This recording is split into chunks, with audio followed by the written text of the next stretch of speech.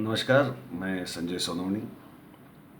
मैं माननीय प्रधानमंत्री मोदी जी, भारतीय जनता पार्टी और उनकी जो मातृ संस्था और मूल रूप से जिन्होंने भारत में पिछले लगभग 95 साल से एक सांस्कृतिक रूप से विध्वंस की शुरुआत की, एक वैदिक धर्म, वैदिक तत्व उन्हें समाज मन पर जताने की जो लगातार कोशिश की और बहुत सारे लोगों को दिग्भ्रमित करने में वो सफल भी रहे। मैं उनकी आलोचना जो करता हूँ वो सांस्कृतिक वजह से ज़्यादा करता हूँ।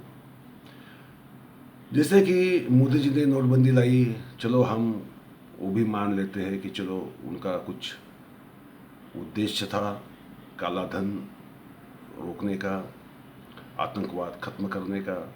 सफल तो नहीं हो पाया, वो खैर अलग बात है, असफलता आती जाती रहती है, वो भी मान लेते हैं। चलो जीएसटी का जो अमल में लाने की प्रक्रिया थी वो गलत ढंग से हुई, चलो वो भी गलती हो सकती है, वो भी गलती हम मान लेते हैं।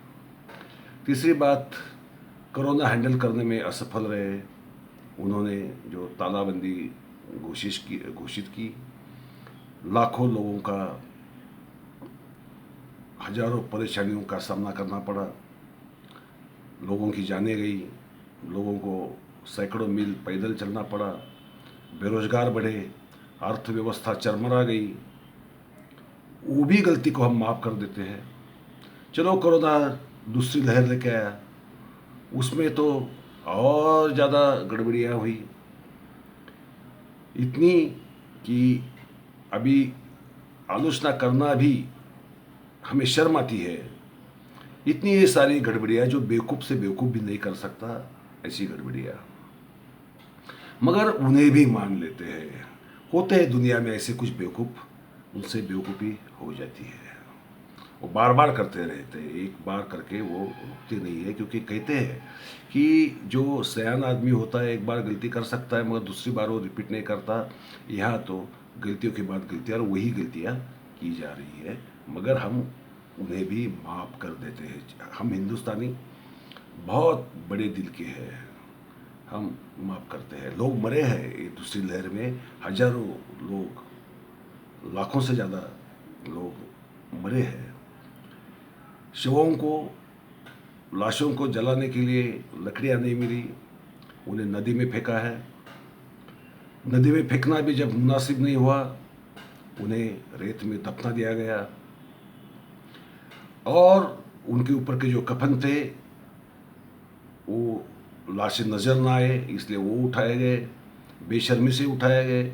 उसे भी हम माफ़ कर देते हैं। चलो ये क्या, हम वैसे भारतीय मानते हैं कि मौत तो क्या किसी न किसी दिन आनी है, वो लिखी हुई है, वो अटल है। वो जो आनी है तो आनी ही है, उसे कोई रोक नहीं सकता। ना मोदी रोक सकता है, ना डॉक्टर रोक सकता है, ना दवाइयाँ रोक सकती है, ना वैक्सीन रोक सकता है। तो हम मौत को भी सह लेते हैं।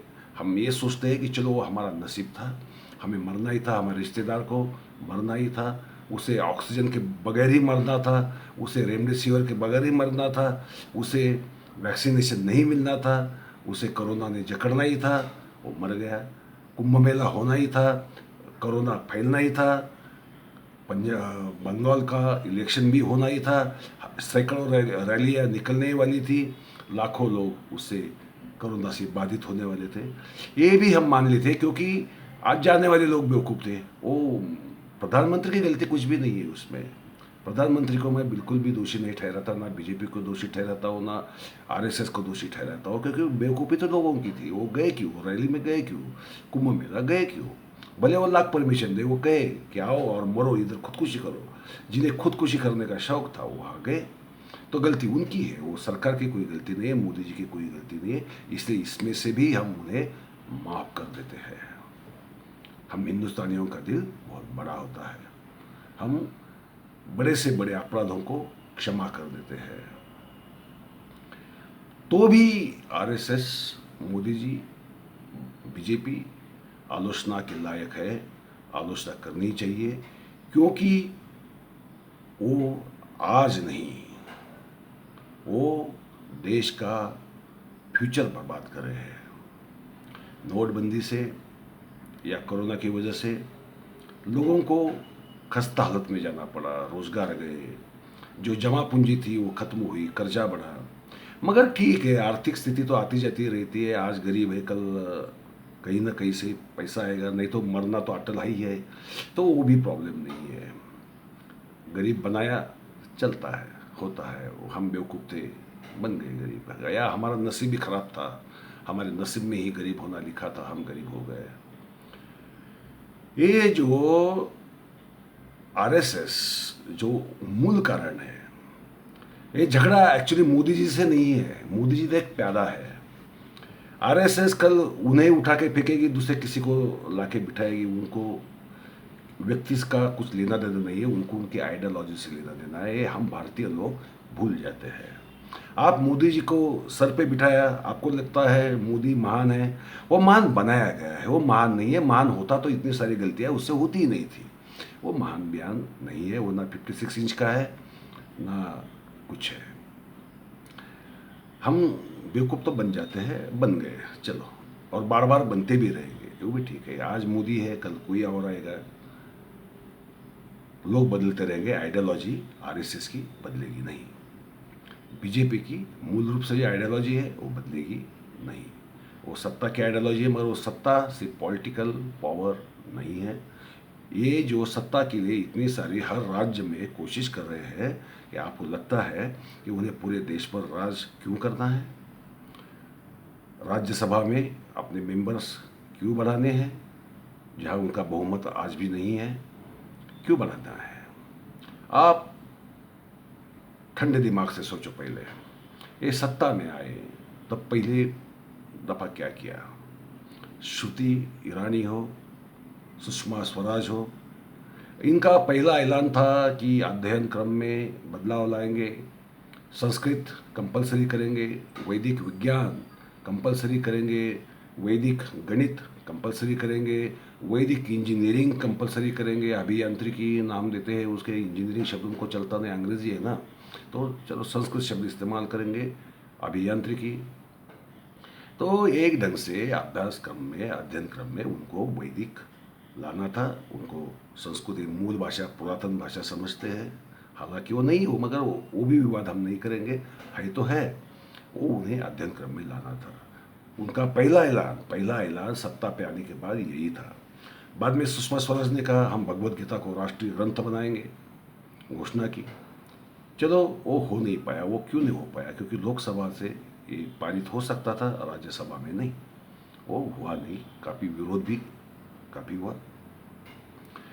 तो फिर इन्होंने दूसरा खेल रचा। वो तो वैदिक विमान वगैरह क्या हो गया, प्रधानमंत्री क्या बोले, वो वर्ल्ड साइंस फोरम के सामने वैदिक विज्ञान विमान, वो कैसा हास्यास्पद लाफिंग स्टॉक हम बन गए। ये भी आप सब लोगों ने देखा है। मोदी जी ने प्लास्टिक सर्जरी थी वगैरह, जो या रोबोट थे, कुंभकर्ण, ये सब विज्ञान हमारे पास था। ये तो अपनी अक्ल की ऊंचाई क्या है उन्होंने दिखा दी थी। प्रधानमंत्री होने के बावजूद ये ऐसा क्यों किया? ये वो नहीं कर रहे थे, नरेंद्र जी मोदी नहीं कर रहे थे। वो जो आरएसएस ने कहा, उनकी जो तत्वधारा है, उनकी जो सामाजिक और धार्मिक वैदिक सिद्धांत है, उसके अनुसार उन्होंने जो प्यादे बनाए हैं ब्रेन वॉश करके, उन प्यादों में से नरेंद्र मोदी जी भी एक प्यादा है। और ऐसे हिंदू लोग जो वैदिक नहीं है, जो ब्राह्मण क्षत्रिय वैश्य नहीं है, ऐसे हिंदू इनके चंगुल में आ जाते हैं। अपने को बड़प्पन पाने के लिए वो झूठ का एक साथी बन जाते हैं, और इन बेवकूफ़ी से वो अपना जीवन यापन तो कर लेते हैं, मगर लोगों को गुमराह करते हैं और एक ऐसी आइडियोलॉजी फैलाने की कोशिश करते हैं जो आइडियोलॉजी नहीं है। वो एक ढंग से ये विश्व के लिए भी हानिकारक है। अब मैं जिस बात की तरफ आपका ध्यान आकर्षित करना चाहता हूँ वो ये है, उन्होंने 2018 में एक समिति गठित की थी 12 सदस्यीय। बाद में अभी नवंबर 2020 में उसका पुनर्गठित की, 14 सदस्य बनाए उसे, और लगभग पिछले 12,000 साल का इतिहास है वो फिर से दोबारा लिखने के लिए ये समिति है। इस समिति में बिष्ट, ये जो पुरातत्वविद है, उससे लेकर ऑल इंडिया ब्राह्मण फेडरेशन का अध्यक्ष भी है, संस्कृत तज्ञ भी है, इतिहास का तज्ञ तो कोई है ही नहीं, मगर सबके सब वैदिक है, सबके सब ब्राह्मण है, और वो भी उत्तर भारत के है। समझ लीजिए आप। और ये लोग 12,000 का इतिहास लिखने वाले हैं, और 2024 से ये अध्ययन क्रम में आने वाला है, और बच्चों को यही इतिहास पढ़ाया जाएगा। और इतिहास में क्या होगा, उसके उद्देश्य क्या है इतिहास के। पहला उद्देश्य ये है कि आर्य कहाँ के है वो निश्चित करना। आर्य और यहाँ के जो स्थानिक मूल निवासी है उनका वंशिक संबंध क्या था ये तय करना। सिंधु संस्कृति के निर्माता कौन है ये निश्चित करना। वेदों का समय क्या है, रामायण का समय क्या है, महाभारत का समय क्या है ये निश्चित करना। इस ढंग से इस संस्कृति का 12,000 से इतिहास लिखना ये इस समिति का उद्देश्य है, और उसका काम अभी चालू हो गया है। और ये जो विद्वान है उनके मत क्या है, इनके ओपिनियंस क्या है इस सब्जेक्ट्स के बारे में, ये ऑलरेडी पूरी दुनिया जानती है। ये अगर आप इंटरनेट पे भी सर्च कर दोगे तो आपको पता चल जाएगा, सारे के सारे लोग आरएसएस के हैं। ये उत्तर प्रदेश के ब्राह्मण्स है, दूसरी बात। और इसमें कौन नहीं है, देखिए कौन नहीं है इसे पता चलता है कि इस इतिहास में क्या होगा। इसमें प्राकृत और पाली भाषा का एक भी विद्वान नहीं है। भले वो ब्राह्मण होता, चलो इन्हें ब्राह्मण ही चाहिए, वैदिक ही लोग चाहिए, तो वो भी मान लेते हैं, मगर उसमें प्राकृत और पाली भाषा का एक भी विद्वान नहीं है। इसमें एक भी आदिवासी संस्कृति का, एक भी बहुजनीय यानी कि हिंदू संस्कृति का एक भी नहीं है। इसमें बौद्ध और जैन नहीं है। इसमें एक भी द्रविड़ संस्कृति का प्रतिनिधि नहीं है। और सबसे बड़ी बात यह है कि इसमें एक महिला भी नहीं है। पूरे देश से एक भी महिला, भले ब्राह्मण भी क्यों न होती, महिला नहीं है। तो इसका मतलब ये हो गया कि इन वैदिक धर्मियों को ना महिलाओं की कीमत है, उन्हें वो वैसे भी उनके धर्म में एक सेकेंडरी द्वियम माना गया है। बौद्ध और जैन धर्म वो तो अलग है, ऐसे तो मानते ही नहीं है। सिख धर्म को भी स्थान नहीं है। पाली और प्राकृत भाषा जैसे अस्तित्व भी नहीं है।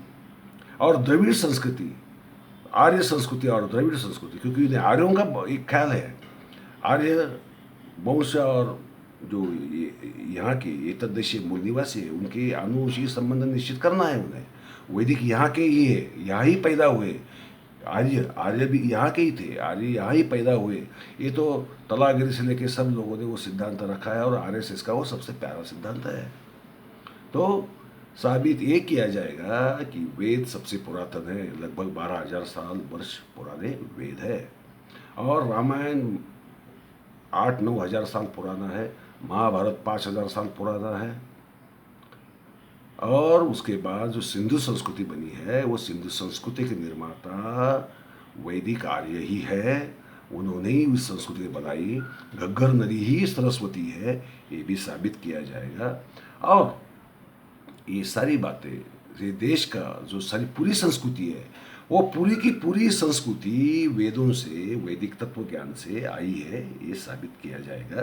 काफ़ी लोगों ने पहले ही कर चुके हैं, जैसे कि मराठी में तर्कतीर्थ लक्ष्मण शास्त्री जोशी थे, उन्होंने ये उनके वैदिक संस्कृति का विकास नाम की जो किताब है उसमें साबित कर दिया था कि जैन और बौद्ध धर्म वैदिक तत्व ज्ञान से ही निर्मित हुए हैं। ये झूठ है, ये सच होता कोई बात नहीं है। वैदिक है, वेद लिखने वाले हैं, यज्ञ करने वाले हैं, ये इतिहास हम नकारते नहीं हैं। उनकी भी एक संस्कृति है, ये संस्कृति से हम इनकार नहीं करते हैं, मगर वही संस्कृति है और वही ओरिजिनल है और उसी से आधार पर बाकी सारी संस्कृतियाँ और इस देश के सारे धर्म बने हैं। ये जो जताने की कोशिश होती है वो क्यों होती है, इसको इतिहास है, एक बहुत बड़ा 2-2.5 हजार साल पुराना इतिहास है इसके पीछे, कि वैदिकों ने जो वर्चस्व पैदा किया, जो बातें थी नहीं उन्होंने लिखना शुरू कर दिया। इस राजा ने वो यज्ञ किया, सातवाहन ने यज्ञ किया, पांडवों ने यज्ञ किया, कृष्ण ने यज्ञ किया, कृष्ण को अग्र पूजा का मान मिला। ये सारे सारे सारे जो झूठ थे, ये आडंबर थे, लिखते गए, उन्हें भी गाय दक्षिणा में मिली, सोना दक्षिणा में मिला, ये सारी बातें लिखते गए और बाद में वो झूठ को ही वो सच कैसा है ये सारी दुनिया को एक ढंग से इम्बाइब करते गए सबके माइंड्स के ऊपर, सबके ऊपर ये साबित करके, जैसे जैसे साबित चीज़ें हैं जो नहीं है, जो झूठ चीज़ें थी, असत्य चीज़ें थी, वो चीज़ें ही कैसे सच है ये लोग जतलाने लगे। और उस ढंग से आज हमारा इतिहास, हम जो वैदिक साहित्य, वैदिक धर्मशास्त्र है, उस पर हम हिंदू इतिहास खोजते हैं, वो मिलेगा नहीं, जैनों का नहीं मिलेगा, बौद्धों का नहीं मिलेगा, आदिवासियों का नहीं मिलेगा, वो मिल सकता ही नहीं है, क्योंकि वो साहित्य वो उनके धर्म के लिए सीमित है। उन्हें दूसरे धर्म के प्रति उनका दृष्टिकोण क्या था, उन्होंने हिंदुओं को शूद्र बताया, अतिशूद्र बताया, उन्होंने आदिवासियों को तो गिना ही नहीं। और इस देश की जो पूरी संस्कृति है, वो संस्कृति का जो इतिहास है वो सिंधु काल से भी पुराने समय में जाता है, उसका तो उन्हें कोई लेना देना ही नहीं है। मगर झूठ का जिसका सबूत ही नहीं है, उसको ये लोग साबित करने की कोशिश करते हैं, और ये सारी बातें हमारे अध्ययन क्रम में आएगी। मुझे चिंता ज़्यादा आरएसएस की क्यों होती है, मुझे राजनीतिक चिंता इतनी नहीं होती, क्योंकि आज वो चुन के आया। अगर जनतंत्र प्रजातंत्र अगर रहा देश में, तो आज नहीं तो कल वो चले जाएंगे, 15 साल बाद, 20 साल बाद, 30 साल बाद, कभी न कभी उनकी सरकार तो जानी है। मगर तब तक ये लोग क्या करेंगे, तब तक हो सकता है कि राज्य घटना को भी बर्खास्त कर देंगे, खारिज कर देंगे, और वैदिक संस्कृति का जो मनुस्मृति जो ग्रंथ है उसे अमल में लाने की कोशिश करेंगे, जो व्यवस्था कभी थी नहीं।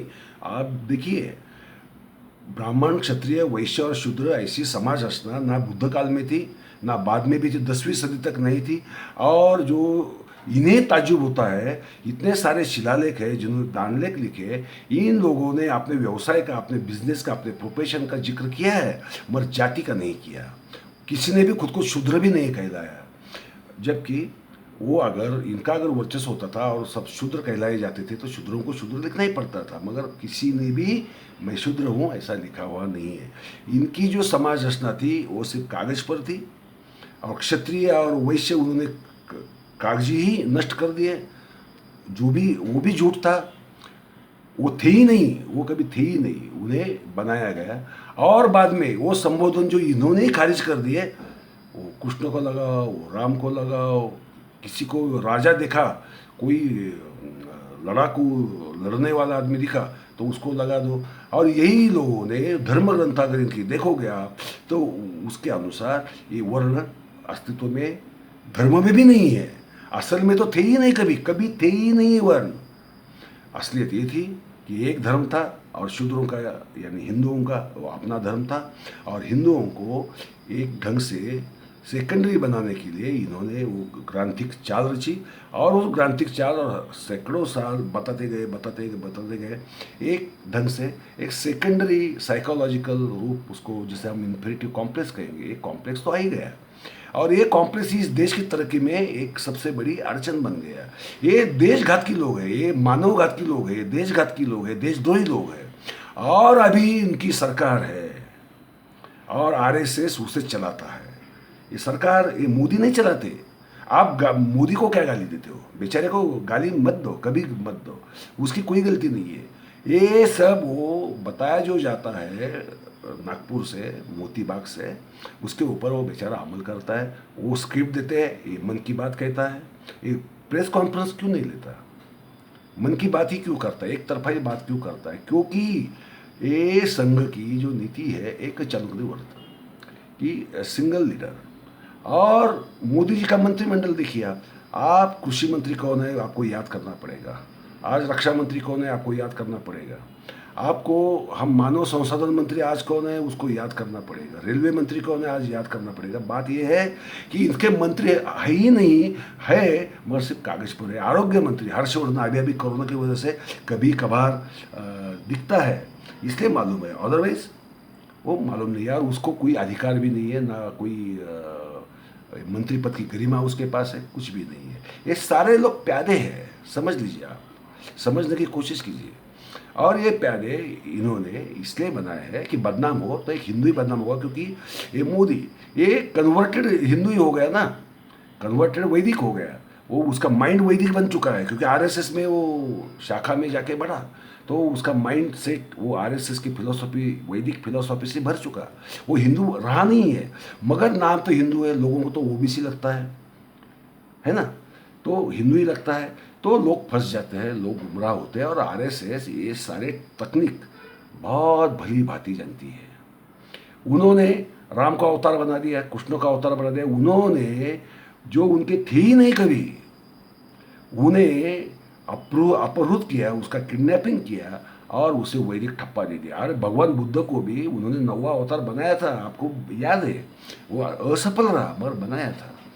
ये अभी जो मैं आरएसएस का विरोध करता हूँ,